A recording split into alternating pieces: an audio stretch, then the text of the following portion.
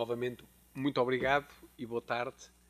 Eu queria agradecer, porque não se deve dispensar, os atos protocolares. À professora Sofia Leão, muito obrigado por conduzir os trabalhos e ser muito contemplativa comigo. Estendo também os agradecimentos ao professor Pablo Dias e também o colega e Dr. William, que foi inexcedível na organização. Só suspeito que é muito trabalho para tão poucos dias, mas é muito estimulante. E quando se trabalha com gosto, a fadiga não existe. Muito obrigado por me acolherem. E eu... É um grande prazer. E eu ia apenas partilhar convosco um pouquinho de como acontece a investigação em Portugal. Eu, neste momento, sou coordenador de uma unidade e estamos preparando aquilo que vai ser o próximo pacote de financiamento. Eu fui na literatura internacional e busquei que estudos longitudinais existiam. Um primeiro estudo, que é o que está ali, é um estudo longitudinal de Leuven. Leuven é uma região da Bélgica que ficou dividida entre a Bélgica católica e a Bélgica protestante. E ainda hoje subsiste uma cisão linguística em que a Bélgica do Norte é católica e fala o Dutch. E a Bélgica do Sul, de Liège, onde é a Universidade Livre, que é mais maçónica, é muito mais francófona. O grupo de Leuven, que tem a Universidade Católica de Leuven, por oposição à Universidade Livre de Bruxelas, fazem a primeira edição de um estudo longitudinal pelo professor Jan Simons. E depois teve continuidade até uma figura proeminente que é o professor Gaston Boonen. E a primeira edição do estudo chama-se Belgium Growth Study. A segunda edição chama-se Flemish. Flemish da Flandres. Quer isto dizer que a ciência é um instrumento de identidade. Assim como para vocês a cultura é um instrumento típico que caracteriza um cubano, é sempre trabalhador, é sempre honesto, é sempre íntegro, é a vossa identidade. E ali assim eles fazem da ciência, esta zona de Leuven, da Universidade Católica, investiram muito em investigação e são líderes. E fazem um primeiro trabalho que era em escolares. Portanto, primeiro estudo em escolares na zona da Bélgica não francófona, isto é, na Flandres. E ao lado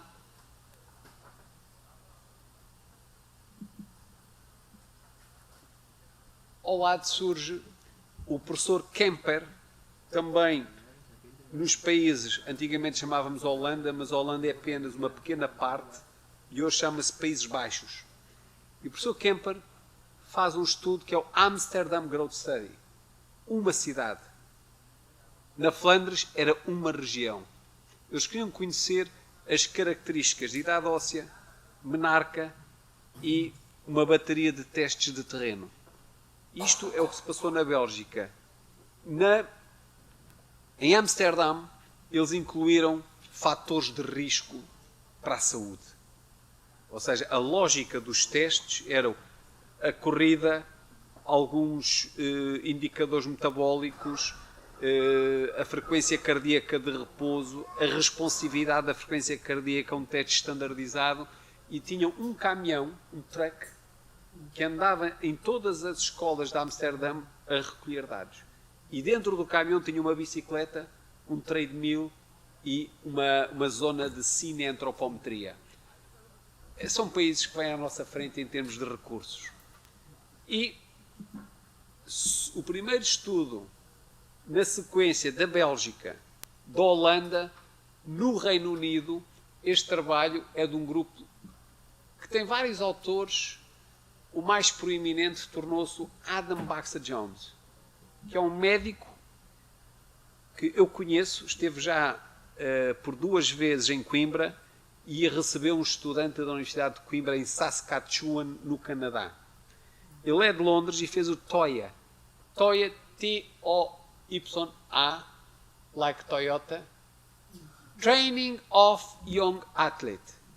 É o primeiro estudo longitudinal com atletas.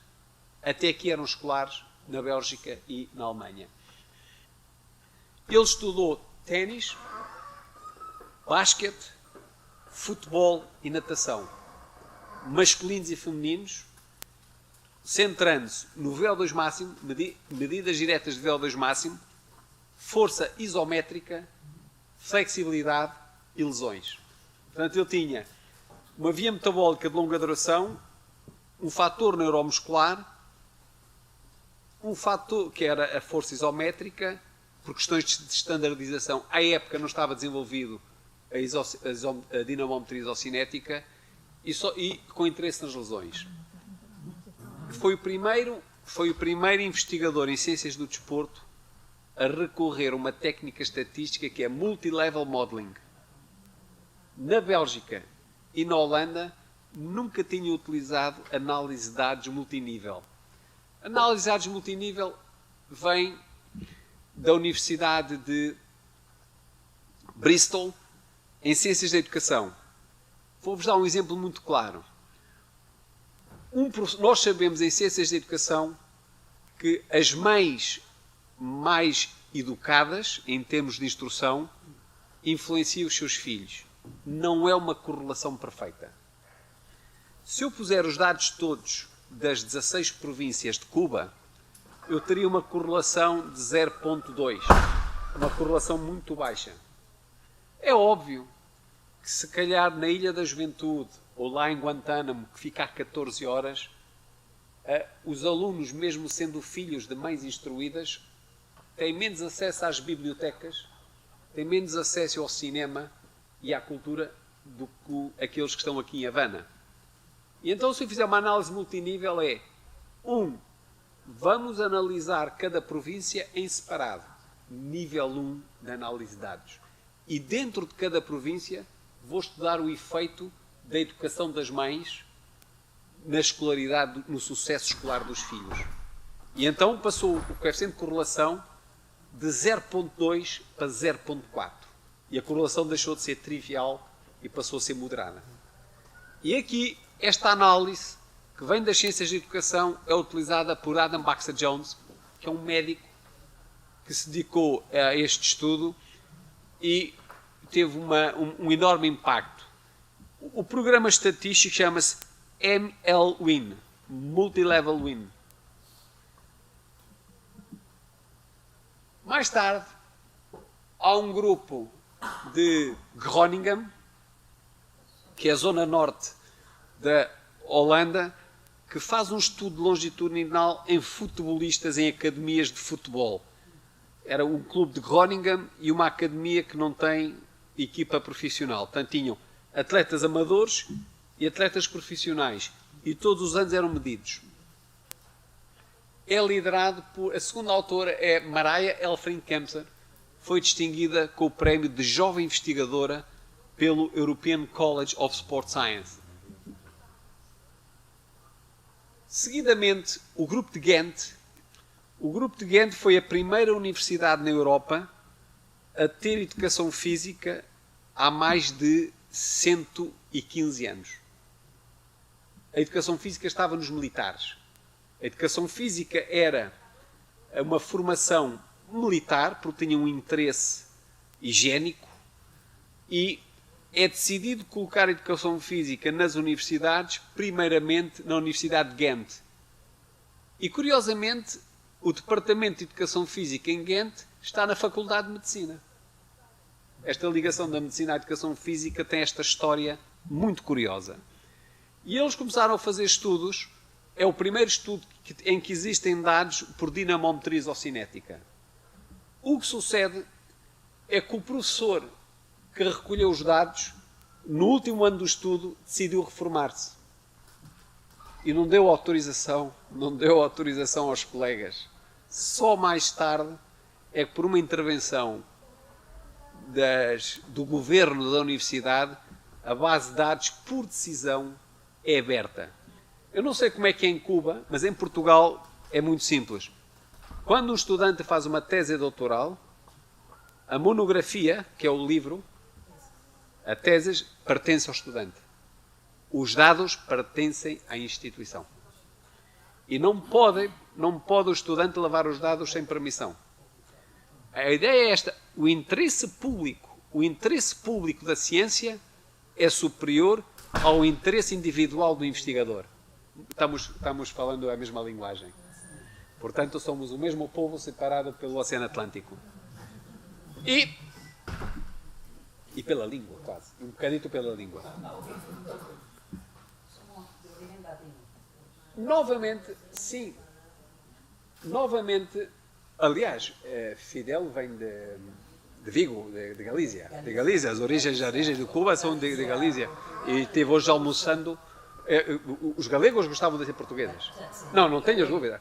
Nós temos um movimento que é o Congresso dos Países de Língua Portuguesa: Angola, Moçambique, Brasil, Cabo Verde, Guiné-Bissau e Portugal. E os galegos nos escreveram a dizer que gostariam de integrar o movimento. Mas vocês devem. O País Basco, em Espanha, faz também um estudo longitudinal baseado em Atlético do Bilbao. Gil, a última autora, a terceira autora, Susan Gil. Ela tem uma série de artigos na PubMed e foi financiado pelo governo basco. Na Europa, as identidades, está-se a assistir a um fenómeno interessante. Há uma concentração de poderes políticos, tecnocráticos, e começa a existir um borbulhar vulcânico lento, que os políticos não se apercebem, que é o surgimento dos nacionalismos, que estão a surgir ligados à ciência. E daí que eu há pouco falei no Flemish Growth Study, e Flemish não é um país, e agora Basque Soccer Study e o Basque não é um país. Qualquer dia temos o Catalan Growth Study ou coisa do género. Não é? Agora, é óbvio que a ciência dá um património e os países que vão ter mais futuro são os países que vão ter melhor ciência. Este trabalho é feito com academias de futebol do Atlético Bilbao, que têm nos seus estatutos que não contratarão jogadores estrangeiros. O Atlético Bilbao não contrata jogadores estrangeiros. Não. Só uma vez tiveram um técnico que era Terry Venables, foram buscar um técnico à Inglaterra. Mas a própria origem do Atlético Bilbao é inspirada no Southampton. Os santos espanhóis que há muitos anos tinham ido estar para a Inglaterra e trouxeram de Inglaterra umas bolas de futebol e introduziram o futebol em Espanha. 1850, 1860.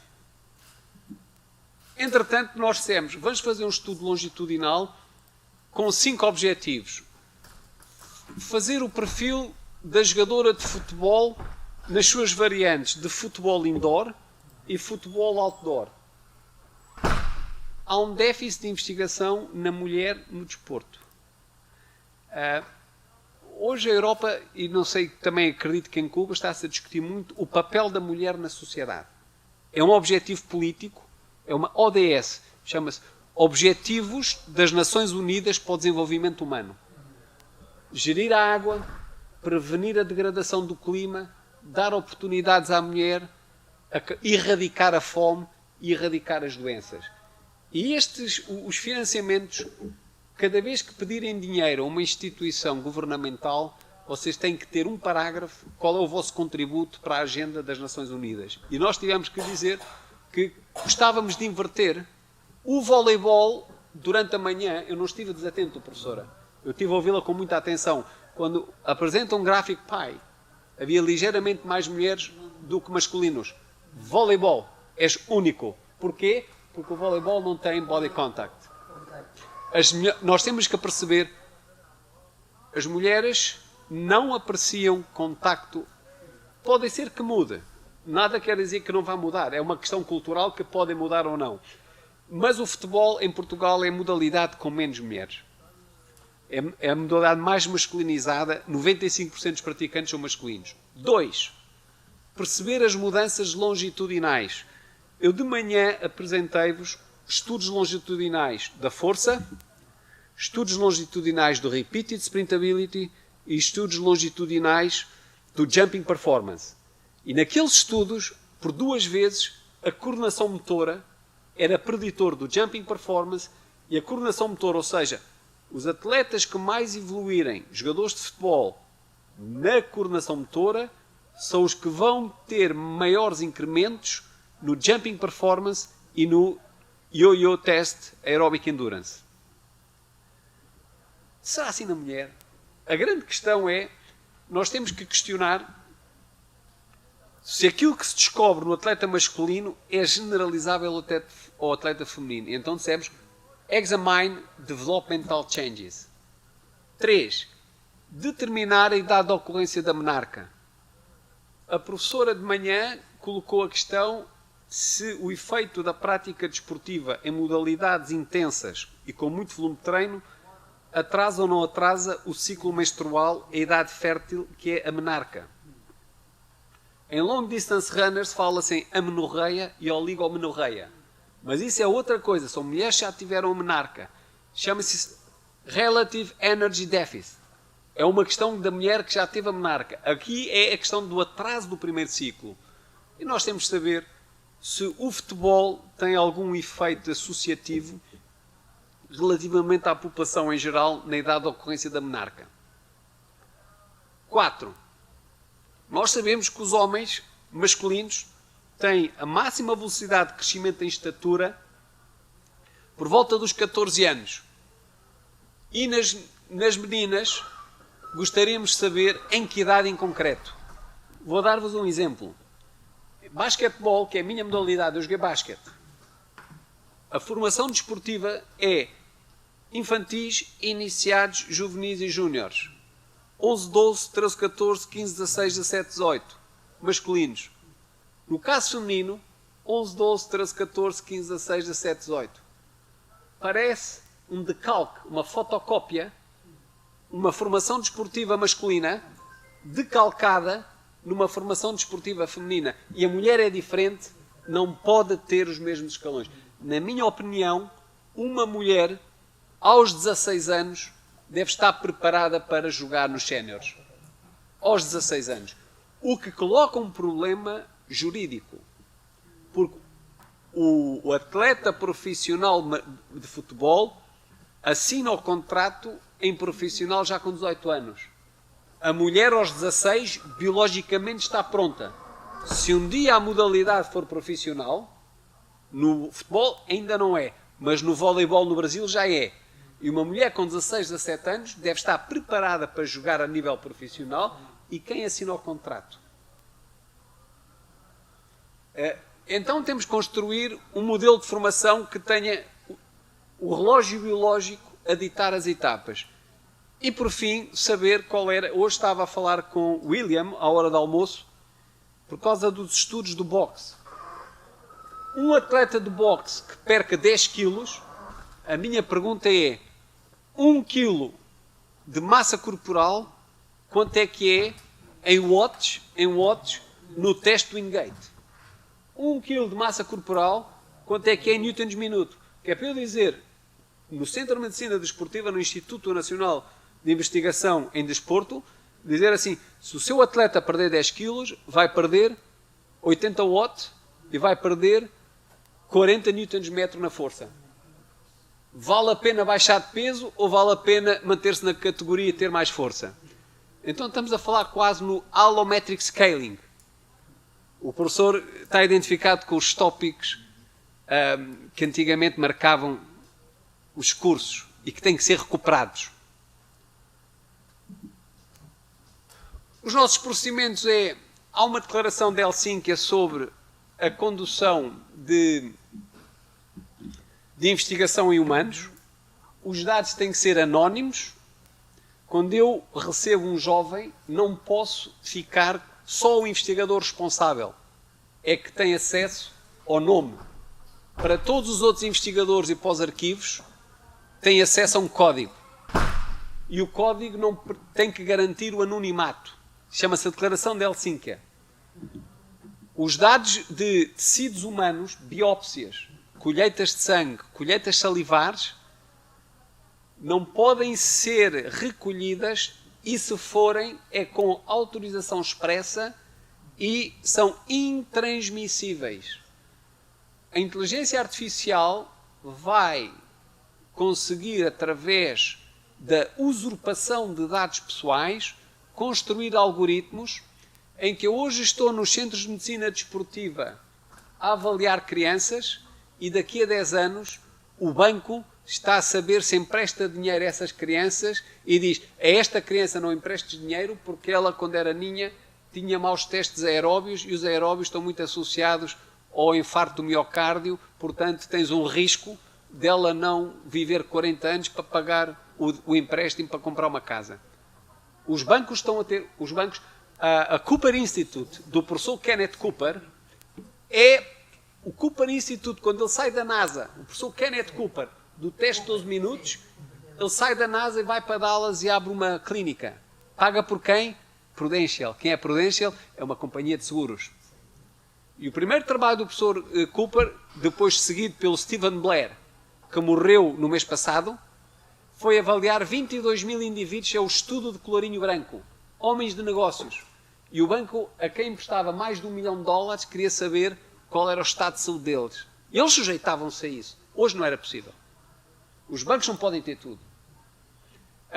Então, é assim, o registro na Comissão de Ética, obrigatoriamente a seguir a Declaração de Helsinki. Outro aspecto que é muito importante é os pais autorizam e assinam. E a criança tem que dar consentimento verbal e tem que lhe ser dito: se quiseres desistir, pode desistir a qualquer momento sem nenhuma penalização. Muitas crianças não gostam do estudo, querem desistir e sentem-se inibidas. E tem que haver um consentimento verbal em que eu diga à criança: não há testes errados nem certos, faz o teu melhor, se a qualquer momento quiseres desistir, tens liberdade para isso. O professor há pouco falou, quando referenciava os dados e os testes, aspectos éticos que têm que ser preservados nos termos de consentimento, que são assinados, guardados e assinados pelos pais. Nós vamos começar em Portugal aos 10, 12 anos. Porquê? No sexo feminino, estamos à espera, a nossa hipótese de trabalho é que os 12 anos seja a idade da ocorrência da menarca. Se quiserem utilizar polinómios, eu hoje apresentei um trabalho que era Age at Peak High Velocity, estimado e avaliado com dados longitudinais. Foi o antepenúltimo slide. Eu preciso de 2 anos para utilizar polinómios, eu preciso de 2 anos em que a velocidade cresce e 2 anos em que a velocidade decresce. Logo, a minha hipótese é começar aos 10 anos. A professora há bocado estava a falar nas 16 províncias e disse que tinha dados de voleibol e futebol de 9. E 9 era mais do que 50%. Se nós queremos estudos, temos que fazer... A amostra tem que ser representativa da população. E nós estamos com essa preocupação. Qual é o tamanho da amostra para ter poder amostral? Existe uma aplicação informática que é o G-Power e depois por sorteio randomized, um sorteio randomizado, temos que selecionar atletas. Vamos determinar a idade óssea com um exame. Nós vamos para já adotar o método Fels. É um método que, para mim, mais consistente porque tem mais indicadores. De manhã o professor Rodrigues disse que uma radiografia eram 3 horas de sol na praia. Foi isso que eu ouvi. Eu tenho no termo de consentimento dizer aos pais: vamos fazer uma radiografia que, de acordo com a agência de radiologia norte-americana, esta referência equivale a 3 horas de praia ou 4 horas de televisão ou 2 horas de avião. Sim ou não, autoriza. Mas ele é informado dos riscos. Não é ocultado. O que está a acontecer é...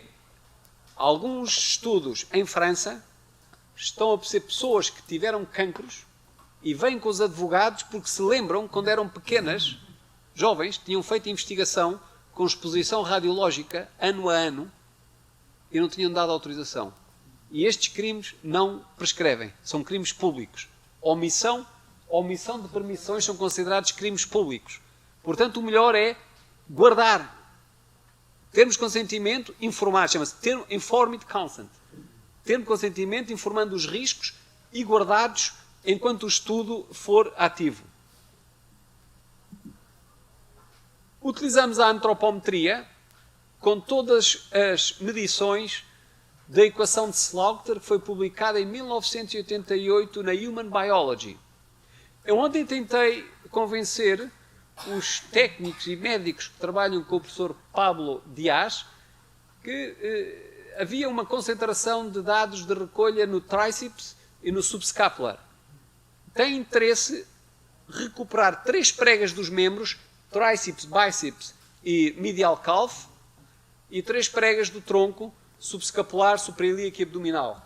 Porque William, de manhã, falou nos trabalhos de Malina que utilizam 3-3 para ver a topografia e antes e depois do crescimento pubertário, há locais onde o menino que tem testosterona passa a acumular gordura e a menina que tem estradiol começa a acumular gordura.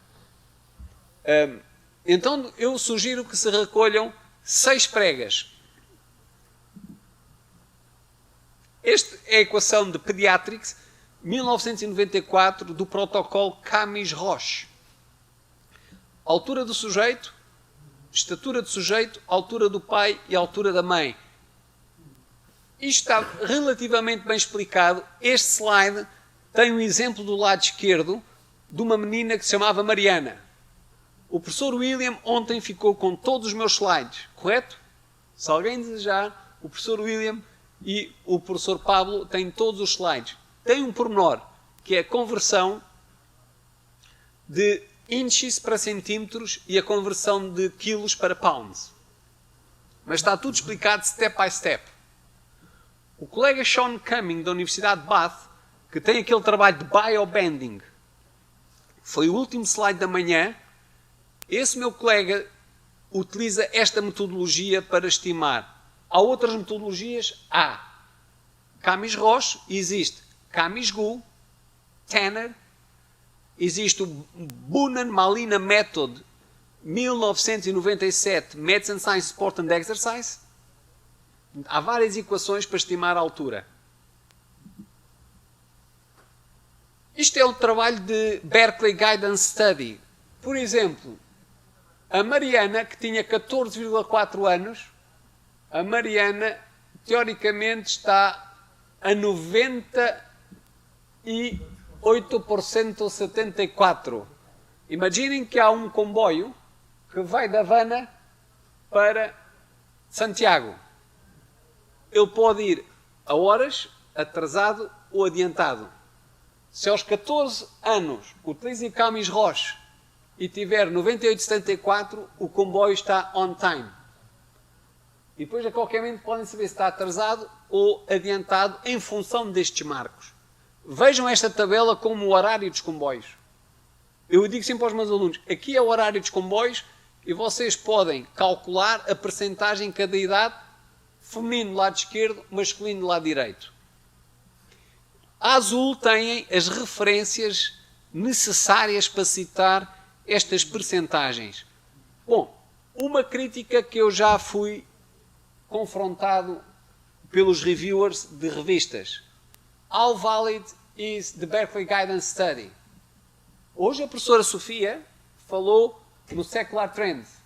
Nós fazemos avaliações, verificamos que os voleibolistas são mais altos que a população em geral, mas os dados da população em geral tenham sido recolhidos há 10, 15, 20 anos. Em Berkeley, aquele estudo de Berkeley é a população da Califórnia com o produto interno bruto mais alto de todos os Estados Unidos. Um apartamento do tamanho desta sala custa 10 milhões de euros. É uma barbaridade, obsceno. Ali o que acontece é o seguinte, há 40 anos que a população de Berkeley não cresce. Acabou o Secular Trend. Isto significa que eles atingiram o potencial genético. A população portuguesa está a crescer 2 centímetros a cada 10 anos. Em Portugal. 2 centímetros a cada 10 anos. Tem a ver com a melhoria da proteína, mais proteína, eletricidade, frigorífico, peixe fresco e leite em casa. Antigamente comida salgada, carne salgada, muito pão e neste momento o aporte proteico das crianças é 2 vezes superior à geração anterior, estão a crescer 2 centímetros. E a outra coisa é, ninguém nasce em casa. Há 30 anos em Portugal havia 10% de crianças a nascer em casa. Agora toda a gente nasce na maternidade e ninguém nasce sem pelo menos 3 consultas pré-natais e um ano de consultas gratuitas pós-natal, em que se recomenda flúor para a grávida. E todas essas recomendações daquilo que chamamos os cuidados perinatais têm influência. O peso à nascença é o melhor indicador de desenvolvimento económico e social. Senão estamos a criar riqueza sem proveito. E ali cria-se riqueza para... Berkeley atingiu o potencial genético de crescimento. Esta é uma equação da Madeira. Não é a nossa Ilha da Juventude, mas é uma ilha que pertence ao arquipélago da Madeira, que é administrada por Portugal. O professor Gaston Boonen, da Universidade Católica de Leuven, foi coautor de Duarte Freitas, que é o primeiro autor deste paper. Ele tem uma equação. Eu ontem convenci os colegas do Instituto que se medirmos aqueles jovens todos e guardarmos os dados, e quando eles tiverem 18 anos voltarmos a medir, podemos fazer equações para a população, preditivas para a população cubana. Amanda Johnson e Marco Cardinali, fisioterapeuta inglesa, que está na Aspire Academy no Qatar, e Marco Cardinali, que é um manager de soccer, que também está no Qatar, publicaram um artigo no ano passado no Medicine, Science and Sport and Exercise com equações para os Qatari. O Sean Cumming utiliza a equação de Camis-Roche e no Qatar já estão a utilizar uma equação própria. Se vocês quiserem um dia fazer biobanding, podem ter a vossa equação. Se estes miúdos que vamos começar a estudar, daqui a 10 anos sabemos onde eles estão e formos medir. Só vocês conseguem fazer. Num país desorganizado, isto é impossível. Só um país organizado. O estudante que me trouxe aqui, Reinier Montoro Bombó, se doutorou há 2 semanas, me ha dito que aqui em Cuba, quando se decide, faz. O difícil é decidir. Mas se está decidido, é para ser feito. Eu tenho muita esperança que possamos ter uma equação cubana em 10 anos. E compramos um absorciómetro de dupla energia. Um absorciómetro de dupla energia, porquê? Tem interesse para a mulher. E tem interesse para a mulher porque a mulher sofre de osteopenia mais que o homem. E osteopenia é subclínico. Osteoporose é um estado clínico. Sabe-se hoje que o cálcio e os minerais são como um banco. Temos que poupar. Poupar todos os dias uma moedinha, que é para quando for lá à frente, com 70 anos, cair na banheira e não partir. Se não poupar, eu tenho uma curva de desenvolvimento que pode ser assim ou pode ser mais tenue. Ganho sempre. E o pico, a professora, és muito boa aluna. Excepcional. Antecipa todas as minhas jogadas, a professora. Está dando a minha matéria. No teatro se diz ponto. Ponto é um indivíduo que tem o guião e que está escondido e vai dando sempre as pistas. Muito obrigado, professora. Existe um pico que é no salto de crescimento pubertário em que é possível acumular 20% daquilo que vai ser o conteúdo mineral adulto numa janela de 2 anos. E nós fizemos trabalhos com nadadores que não ganham espetacularmente densidade óssea e futebolistas que têm impacto e que têm uma magnitude de efeitos muito superiores na aquisição de idade óssea. O trabalho de um professor de Clermont-Auvergne, Daniel Cortex, em tenistas, 2 membros, é como se tivessem gêmeos dizigóticos. Este pratica desporto, este não pratica desporto. Então foram ver o número de pancadas que um tenista faz por treino, por semana e por mês, durante 2 anos. E foram ver os ganhos no membro hábil e os ganhos... Comem o mesmo, dormem o mesmo, portanto, são gêmeos dizigóticos com os mesmos genes e estudaram jogadores destros e jogadores esquerdinos. Jogadores com 2 mãos, exclusion criteria. Portanto, e é 20%. Na puberdade de jogar ténis, naquilo que é... Mas eles só veem ultra distance. Nós ali estamos muito focados no conteúdo mineral ósseo e com a área óssea, a densidade óssea. É óbvio que a densidade é o conteúdo a dividir pelo volume. Ali é o conteúdo a dividir pela área.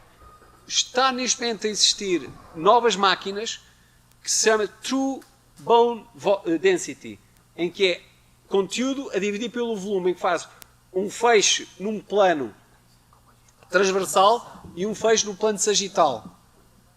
Porque um indivíduo que tenha um desenvolvimento anteroposterior muito acentuado, ali não é captado. Eu tenho jogadores de rugby que não... E depois ficam com o mesmo conteúdo para a mesma área. Mas eles têm mais volume. Esta máquina faz outra coisa, que é o colo do fémur, que tem interesse para os médicos, tem uma zona que é o triângulo do Ward. E aquela máquina faz um feixe deitado, roda e faz um feixe lateral no colo do fémur. E vê a densidade na região intertrocantérica e no triângulo do Ward. Que é quando há na idade avançada, uma queda e é necessário pôr uma prótese, o cirurgião só põe uma prótese se cortar a secção transversa do fémur e conseguir assegurar que corta, mete uma prótese e vai fazer uma junção ao acetábulo do isquion. Uma prótese. Mas é necessário que a prótese fique na estaca do tecido compacto. Ora, esse tecido compacto é muito beneficiado nestas idades e este equipamento faz isso. E há agora um equipamento que também faz bone strength. Temos bone architecture, arquitetura do osso, força do osso e densidade óssea. E dentro da densidade, o corpo todo e no colo do fémur. Esta máquina faz tudo. Portanto, finalmente, o Claude Bouchard tem um questionário, um diário que é o 3-Day Diary para este aqui. Isto foi utilizado no Quebec, publicado no American Journal of Clinical Nutrition, na década de 80, em que, durante um dia, 24 horas, em intervalos de 15 minutos. 24 vezes 4, 96 intervalos. De 1 a 9, aponta-se um valor de atividade física. Eu estou sentado, 2. Estou a dormir, 1. Estou de pé a lavar os dentes, 3. Estou de pé a segurar a mochila, 4. Estou a andar, 5. Ou seja, existem valores categoriais e depois eu converto as categorias em estimativas calóricas. Um dos nossos alunos, no estudo de baixo, publicou no Scandinavian Journal of Medicine, Science and Sport a validação com a acelerometria, porque o Claude Bouchard, do Quebec, quando utilizou o diário, não havia acelerómetros. E nós reparamos, agora já há acelerómetros, vamos voltar ao diário. A nossa ideia é simples. É pôr o diário no telemóvel. O telemóvel tem 1, 2, 3, 4, 5, 6, 7, 8, 9. E de 15 em 15 minutos a criança carrega numa tecla e cria uma ficha sobre o seu dispêndio energético. Nós estamos aqui todos sentados e temos 2 intervalos de 2. Está bem? 2 são equivalentes metabólicos. Mete. Vamos ter alguns testes. Estes aqui servem para contrapor ao dimorfismo sexual. Ou seja, se temos estes dados no masculino, esta é parte do estudo que tem um compromisso comparativo com o sexo oposto. E isto são testes de Loughborough que é um teste ao mesmo tempo motor e cognitivo que tem uma área de recepção e uma área de passe e este sujeito está a dizer verde, vermelho, branco, verde, vermelho, azul, verde, vermelho.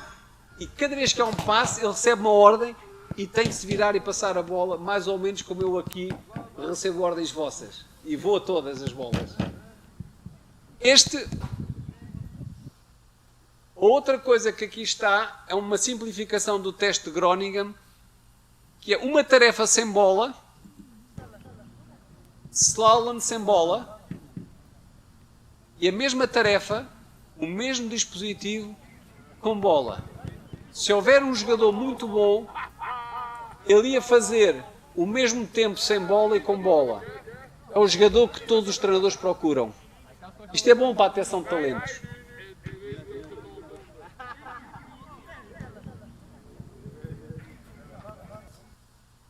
Aqui é uma modificação do teste que mostrei de manhã. Este é masculino, é o número máximo de toques de bola. Nós vamos fazer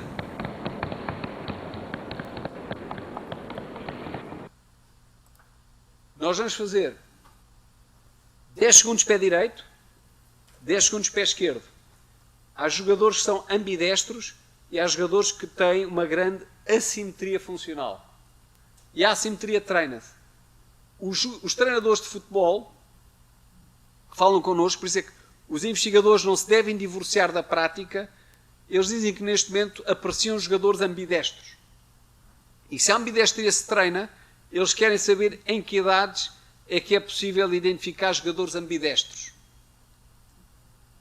Finalmente, funções executivas. Na Europa, na economia emergente, está-se a valorizar muito o regresso aos conhecimentos tradicionais. E a educação física é uma disciplina menor na escola. A educação física não é suficientemente valorizada. E nós gostávamos de, num estudo com futebolistas femininas, ter aquilo que são as funções executivas, que é uma bateria de Cambridge, que está validada com a zona frontal do córtex cerebral, que se designam funções executivas. Antecipação, memória. Eu vou às compras, venho com o saco das compras na mão direita, vou a caminho do carro, mas já meti as chaves do carro no bolso esquerdo, que é para pegar e não ter que andar a atrapalhar-me. E há jovens que planeiam as tarefas, fazem sequências, programam as ordens motoras em campo. Há jovens que dizem: eu antes de receber a bola já sei para onde vou passar. Isso é a parte frontal do córtex. E temos aquelas, o Motor Screen Task, Reaction Task, Period Association Learning, orientação espacial, que é um programa informático validado pela Universidade de Cambridge, que nos avalia isso. Nós vamos ter um grupo de controle de não futebolistas e acreditamos que praticar desporto com oposição, com estratégia e a ocupação de espaço com racionalidade confere pensamento cognitivo estratégico às jogadoras de futebol. E se isto acontecer, é um grande argumento, porque os pais, quando levam os filhos à escola, não levam só a cabeça, também levam o corpo. Não é? O pai leva e o corpo vai à escola e o corpo influencia o córtex. A outra questão que estamos a desenvolver e que tem a ver com a qualidade do coaching. Para nós hoje, o treinador é o adulto relevante, é o único adulto numa certa idade em quem a criança confia. E o papel do treinador é uma coisa chamada self-regulation. Um jovem que pratica desporto 1, 2, 3, 4, 5, 6 anos, no final desses 6 anos, distingue-se de um jovem que nunca praticou desporto nas capacidades de autorregulação. Eu venho para Cuba, preparei-me. Eu sei que estou a ir bem. Eu sei que estou a falhar. Eu sei que tenho que treinar mais. Eu sei que estou a ficar gordo. Eu sei que estou a comer demais. Eu sei que estou a treinar pouco. E o jovem praticante tem habilidades de autorregulação que vai fazer dele um adulto autónomo. E nós estamos a fazer uma fábrica de jovens sem autonomia que na Europa ficam em casa dos pais até aos 30 anos. Self-regulation, isto é da Mariah Elfring-Kempster. Há pouco eu falei no estudo de Groningen, longitudinal, e disse, uma investigadora, Mariah Elfring-Kempster, foi distinguida pelo European College of Sport Science como jovem investigadora. Ela é consultora deste projeto e deu-nos estes instrumentos. Todos eles estão validados. Self-regulation of learning, tactical skills, task and ego orientation. Eu fui a fazer a investigação que fiquei a perceber da importância de ser orientado para o ego. Eu pensava que era sempre muito melhor ser... Eu via ego-pecado, orientação para a tarefa, uma certa candura angélica. E agora percebi que não. Há atletas que se combinam simultaneamente o ego e a tarefa e este questionário da Rohan Duda. Vamos ter durante um ano todas as sessões de treino de todos os jogos para ver se a magnitude dos incrementos nestes outcomes, self-regulatory skills, saúde óssea, força, se são perdidos pela quantidade de treino e pelos minutos de treino. E isto é um estudo que vai durar 5 anos. Nós vamos fazer todos os anos medições. Por regra, perdemos 20% de participantes em cada ano. Dropout natural de estudos longitudinais. É possível que iniciemos o estudo com 100 e a cada ano injetamos 20. E depois ficamos o estudo, em vez de 5 anos, ao 6º ano ainda estamos a medir o corte 2. Corte 1, 5 anos. Corte 2, já não são 100, são só 20. Corte 3, são mais 10. E começamos, e o estudo demora 7 anos, e podemos fazer um estudo longitudinal misto. Um corte aos 10, outro aos 12, outro aos 14. Se fizermos 5 anos, os 14 chegam aos 19. Não é um estudo longitudinal puro, porque um estudo longitudinal puro demora muito tempo. Isto é a nossa equipa. Como é que vamos recolher os dados e aonde? São os colaboradores. Quem coordena? Que competências têm para aqueles testes? Quando eu tenho ali 15 elementos, quais são as competências e o orcido deles? A Comissão de Ética vai ver quem é que faz os exames ecocardiográficos, quem é que faz as funções executivas. Há hoje uma ordem dos psicólogos em que os testes cognitivos só podem ser avaliados por um psicólogo. E, finalmente, os consultores. Este jovem foi o meu aluno mais brilhante, é muito bom em multilevel modeling. É o tal que esteve um ano com o Adam Baxter Jones no Canadá, em Saskatchewan. O Sean Cumming foi meu colega em Michigan. É o segundo autor, foi meu colega em Michigan, é o colega do Biobanding, aceitou participar.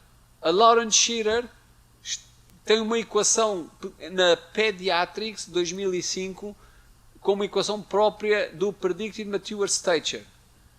Este estudo tem um interesse sobre a saúde óssea e fui buscar o Daniel Cortex, que trabalha na Universidade de Clermont-Auvergne, também só toda a investigação dedicada à saúde óssea. E finalmente Robert Malina, que é o meu mentor, praticamente todas as semanas trocamos mensagens. A minha mulher tem ciúmes do professor Malina. Diz que eu digo tanta atenção ao professor Malina como à minha mulher. Esta é a minha equipa, os colegas para onde eu mandei os meus estudantes e os meus coautores internacionais. Portanto, fico muito agradecido pela vossa atenção. Espero ter correspondido ao vosso convite. Muito obrigado. Comentar acerca de la técnica que él manejó. Tratar de aclarar algunas cosas. Muchas veces se usan tecnologías que hay que verla en la práctica. Por ejemplo, en la primera conferencia se habló de la imagenología, o sea, en este caso la resonancia magnética. Es muy cara, muy costosa. Y estos estudios son poblacionales. Además, él habló de la situación de los fondos públicos, que no es igual. Digamos, los deportes de club, sobre todo el fútbol, el club tiene mucho dinero y compra la tecnología que le digan que sirve. Pero no es el caso del deporte en edades tempranas. Son estudios masivos. Por tanto, ya el tema de la resonancia, lo que más funciona es el protocolo que él tiene, que él explicó, que es la consulta con los padres con el tema de la comparación con la playa en las redacciones. Se habló de la absorciometría, igual que la impedancia bioeléctrica. Son tecnologías, o sea, hay muchos métodos para determinar la composición corporal. Pero van a ecuaciones de regresión. La impedancia va a ecuaciones de regresión. Es decir, igual que la medición de los pliegues cutáneos, que es lo más sencillo y lo más económico, que va a una ecuación de regresión que parte a partir de la obtención del análisis densimétrico. En el caso de la impedancia es por el agua corporal. O sea, se asume una constante de agua corporal total en el cuerpo del 72-74%, y después que tú determinas la impedancia que pasa por el cuerpo producto de que la grasa corporal no es soluble en agua y se convierte como un condensador eléctrico, una resistencia. Y entonces de ahí la impedancia tiene una alta correlación con el agua corporal total por no ser soluble. Pero es una ecuación de regresión. Y en el caso de la cioxiometría, que tira los haces horizontales y verticales, pero después tiene que ir una ecuación de regresión. O sea, en eso, o sea, es una predicción. Es similar a los pliegues cutáneos. O sea, nada más que quería hacer esse comentario. Habituei-me a ver nas suas palavras uma sabedoria que hoje é invulgar. É muito gratificante ver os seus conceitos são muito límpidos. Isso leva-me a mim, como professor, a dizer a todos os meus alunos: na minha faculdade tem umas escadas. Para o lado esquerdo vai-se para a biblioteca, para o lado direito vai-se para o laboratório. Eu digo sempre: vai 2 anos para a biblioteca antes de gastar dinheiro para o laboratório. É na biblioteca que se veem os conceitos e se descobrem as perguntas. E há muito aluno que sobe as escadas e vai para o lado direito para o laboratório sem passar na biblioteca e vai gastar dinheiro mal gasto. Portanto, o que eu sempre vi nas suas intervenções é uma limpidez de conceitos e perguntas bem formuladas. Toda aquela maquinaria caríssima, General Electric, está cheia de fórmulas e de equações. Cheia de fórmulas e equações. Portanto, erro há sempre. Como há nas medições das pregas.